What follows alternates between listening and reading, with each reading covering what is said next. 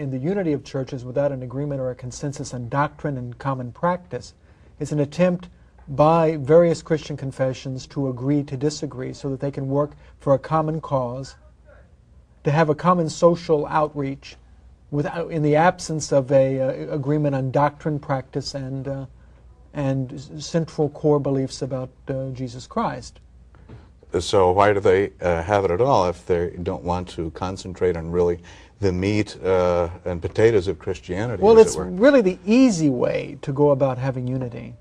So it's really a surface unity, as it were, then. Well, as I said, it's an agreement to disagree.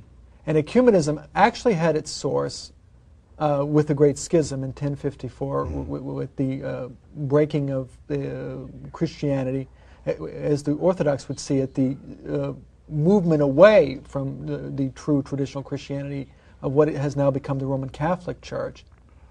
And then the subsequent schism of the Catholic Church into numerous Protestant denominations, beginning with the Protestant Reformation. And finally, the innovation of the Catholic doctrines of papal infallibility, the Immaculate Conception, and a whole series of innovations which have resulted since the schism in the so-called Roman Catholic Church.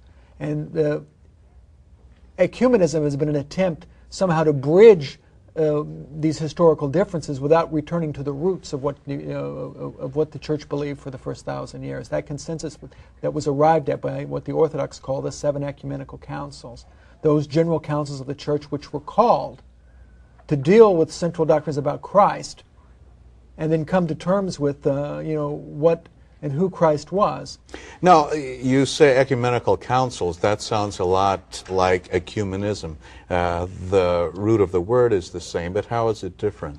Well, a part of the problem is that those that are practicing ecumenism often use terminology which is sympathetic to what we would call conservative Christianity or traditional Christianity. They will use words like ecumenism, and they will use words like unity. They will use words which appear to mean have a positive meaning, but in fact have a negative meaning. In what way? Well, as for example, ecumenism comes from the Greek word ekumenia, or which basically means the created world, the organization of the created world, and that ecumenism was the unity under, first of all, the Emperor of Rome, established since the time of of Constantine, when Christianity was first tolerated and then became the official religion of the Roman Empire, and it was called the ecumene. And what time are we talking about? Is that what, about the 4th century? Well, it's in the 300s or the 4th century, and subsequently in the latter part of the 4th century. A successor to Constantine, an Emperor Theodosius, made Christianity the official religion of the Roman Empire. And I use the term religion not in the strictly Western sense, because as Orthodox, we do not believe that Christianity is primarily a religion. It's a therapeutic system. It's a means by which the soul and ultimately the what, as we discussed in the previous program, the nous or the noetic faculty of a man is cleansed in order that he might again restore communion and vision of God. So we're talking about a therapeutic worldview, really, here. And that therapeutic worldview was propagated on the belief in certain universal principles concerning who Christ was, and which had to be agreed to by all the known Christian world. And that's why I'm saying that it harkens back to what the Church believed in these 7 ecumenical councils, which were essentially councils which decided the central doctrines of the Christian faith. And all of these doctrines concern primarily the person of Jesus Christ, who Christ was. And these doctrines came about, I believe, the hierarchs who were assembled from the various Christian jurisdictions. Of course, they were there in cooperation and evoking the Holy Spirit so that they could be a conduit of God's wisdom, correct? That's correct.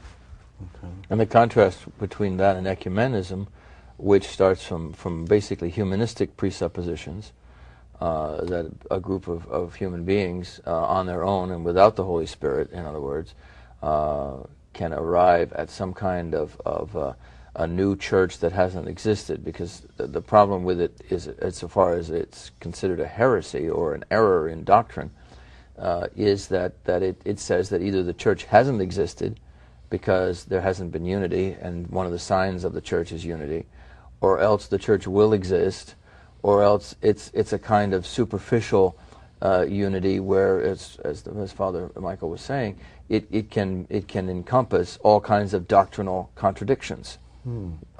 So in other words, this humanistic aspects of this are certainly speculative and open to individual interpretation. They're arrived at not by inspiration, not by divine revelation, but by trying to work through these things in some sort of a rationalistic, humanistic manner of basically believing that everybody has a subjective belief in God, and it doesn't really matter if there are differences, and therefore they can be just sort of brushed aside for the sake of some sort of, as we said earlier, some sort of superficial. And it reduces everything to an opinion. It reduces everything to a human opinion. So the pot is telling the potter how it wants to be made. And see, that's the ultimate thing. You hear people say this constantly. Everyone has a piece of the truth. Everyone has their little piece of the truth. Now, this is in direct contradiction to the traditional Christian understanding of what and who Christ was. That Christ came into the world to reveal the fullness of the truth. Not the fullness of the truth to the degree that human minds can comprehend it. You can imagine that the ecumenical councils were like drawing a circle. And in that circle were the boundaries, the edges of who God was. To say that we can understand everything within that circle as though we could understand the essence of God, and the central division between Western Christians and Orthodox Christians is a belief that somehow that essence of what's in that circle the human mind can understand. And this is the problem with the Enlightenment. All of these ecumenical movements, including the Protestant movement, began first with the belief that the human mind could understand what was within that circle.